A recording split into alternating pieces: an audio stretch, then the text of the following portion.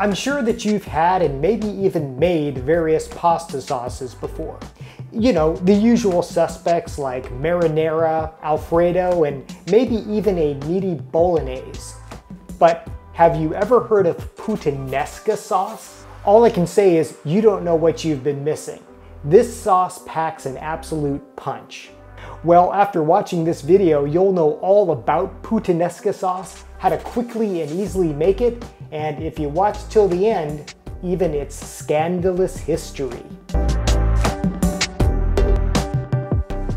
Hello and welcome to I Want to Cook. My name is Chef Matt and this channel is all about helping you be a better cook no matter your skill level. And today we got a good one for you. We are making Puttanesca sauce. Now this is a really special pasta sauce. It's so flavorful, but it's so easy to make. Now, like any pasta sauce, you can vary the ingredients in a Puttanesca, but what they all have in common is that they use abundant olives. In this case, we've got some really nice black olives.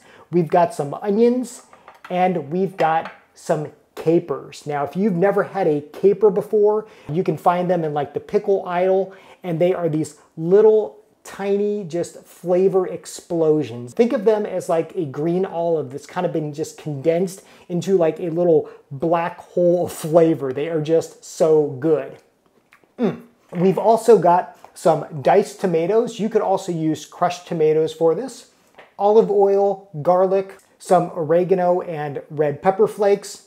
And finally, I know this could be a little controversial and you don't have to use them if you don't want to, but we've got some anchovies. Now, anchovies are little small fish fillets. They're kind of salty, kind of briny, and you really don't taste them much in this sauce. They're kind of hidden in the background, but they bring a nice briny umami flavor. And umami is kind of that meaty flavor that some Asian recipes are known for. It's really delicious and it really helps kind of complement the other flavors.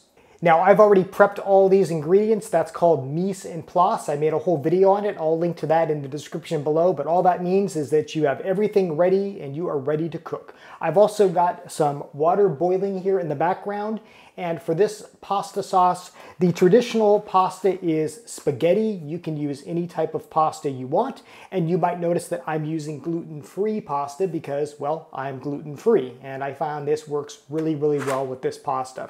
Now, as for the pan that we're going to use this nice 3-quart stainless steel pan. And what I like about this pan is that it has these straight sides. So that's going to help keep the pasta sauce from sloshing around. And also when we're done making the sauce and the pasta is cooked, we're actually going to mix it all together. So you do want a nice large pan just like this. And as I alluded to in that intro, Puttanesca sauce has something of a scandalous history. So if you watch till the end of this video and put the kids away, I'll tell you what that's all about. It only takes about 30 minutes to make this sauce, and it can be made while you're making your pasta, which is what we're going to do now. So let's get started. I'm going to get the pasta started here, and I'm not going to tell you how to make pasta because you could probably boil water, but this is a good time to remind you that when making pasta, you always want to salt the water, and I'm using some kosher salt here. You want to use quite a bit. You actually want it to be almost the consistency of seawater, so really nice and salty. Okay, the first thing we're going to do is we are going to heat our pan over about medium heat. We're going to heat this for about a minute or so, and we are going to pour in the olive oil. Now, I'm using a 1/4 cup of olive oil here. We're just going to put this in the pan, and I can guarantee you this. Not only are you going to love the flavor of this Puttanesca pasta, but you're also going to love the smell. Your kitchen is going to smell like an Italian kitchen while you're making this. It is just so good. All right, so we've got the oil heating here, and the first thing we're going to do is we are going to put in the onions. This is half of a brown onion. You could also use a white onion for this. We're just going to sweat this onion, and all that means is that we're just going to kind of cook it until it becomes translucent. You don't really want it to brown. You just want it to just kind of become translucent and start to cook. And we're going to do this for about a minute or two, maybe 3, depending on your pan.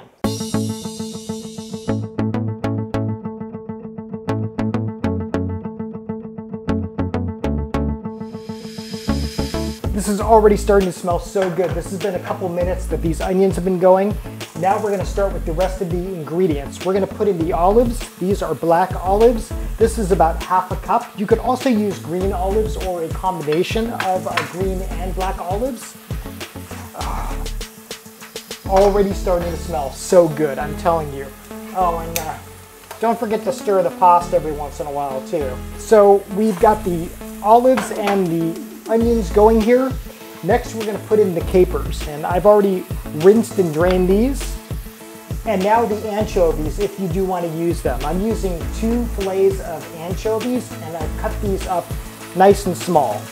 Trust me, you won't even taste them. They're just going to serve as background, and it's going to be delicious.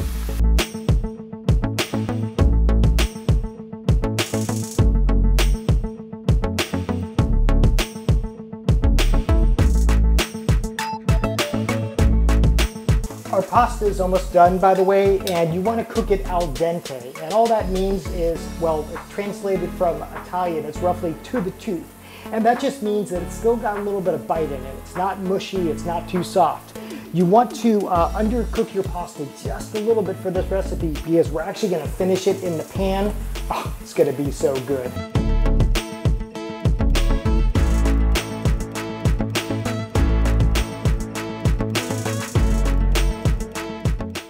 Okay, our pasta is done and drained. I do like to add a little bit of olive oil, just kind of put this right in here so that kind of keeps the pasta from sticking. Put a lid on it so it stays nice and hot. And get back to our Puttanesca. Now this is exactly what you want. You see how we've been cooking this for about 10 minutes now, and the onions are nice and translucent. It smells fantastic. Now things are really gonna go up a notch. We are gonna put the garlic right on in here. And we put the garlic in at this point because if we did it sooner, it might risk burning. We're only gonna cook this for a couple of minutes and your kitchen is gonna start smelling so good, I'm telling you. So let's cook this for another couple minutes, and you'll know it's ready when that garlic is really just kind of perfuming your whole kitchen. It's starting to smell like the local Italian joint, and it's starting to turn just a little translucent, this garlic. Okay, I think half the neighborhood's mouths are watering right now because it smells so good in here. Now finally, we're gonna do some seasoning. I've got a little bit of oregano here, about 1 teaspoon, as well as some crushed red pepper for some bite. We're just gonna throw this in. We're also gonna do a little bit of black pepper. Now you might be wondering, what about salt? Well, you really don't need to salt this if you're using capers and the anchovies because those are quite salty, but just kind of taste it, and we'll do that when we're a little bit closer to the finish to see if it needs any extra salt. Okay, now finally, we can't forget the tomatoes. So we are going to put in these diced tomatoes. This is a 28-ounce can of diced tomatoes. Like I said, you could also use crushed tomatoes, but I find that diced tomatoes work really, really well for this recipe. Okay, that's pretty much all the hard work. We are just gonna let this cook for another 15 or 20 minutes. We want to let this get nice and hot and bubbly. Now, what I'm gonna do is put a lid on this kind of at a tilt, and we'll just stir it every once in a while. We want this sauce to reduce just a little bit so that it gets a little bit thicker, but just let this cook for another, like I say, 20 minutes, and it is gonna be absolutely fantastic. I'll show you what we do then.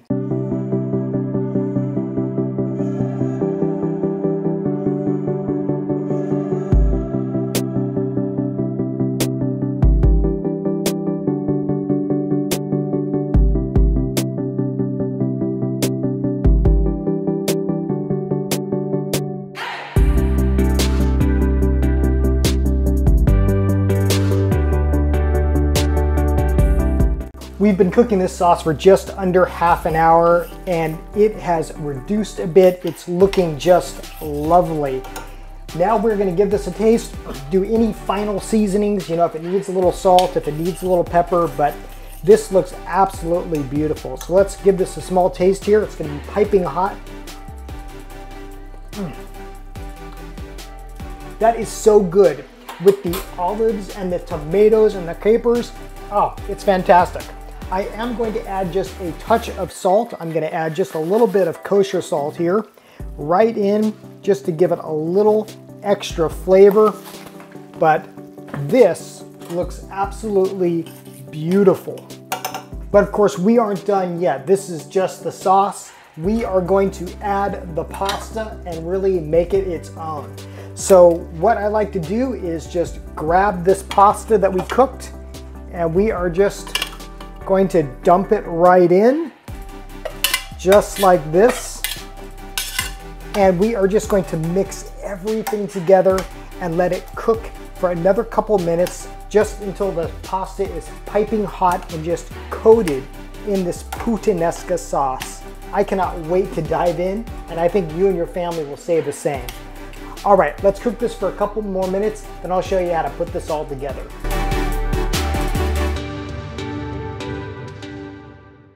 Okay, I have put our Puttanesca in a nice big bowl here, and we're gonna finish it off with some fresh Italian parsley leaf that I had just chopped up.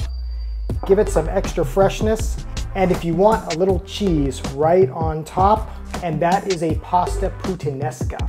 Let's give it a try. Usually I would put this in a separate plate, but it looks so good, I'm just gonna dive right in. And for full disclosure, I might just eat this whole bowl.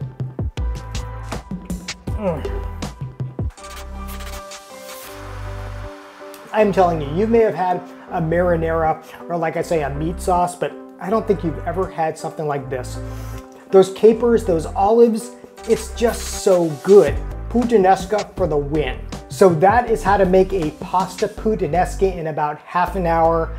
Please try this recipe, I think you're gonna love it. Oh, and about that scandalous name. Okay, are the kids put away?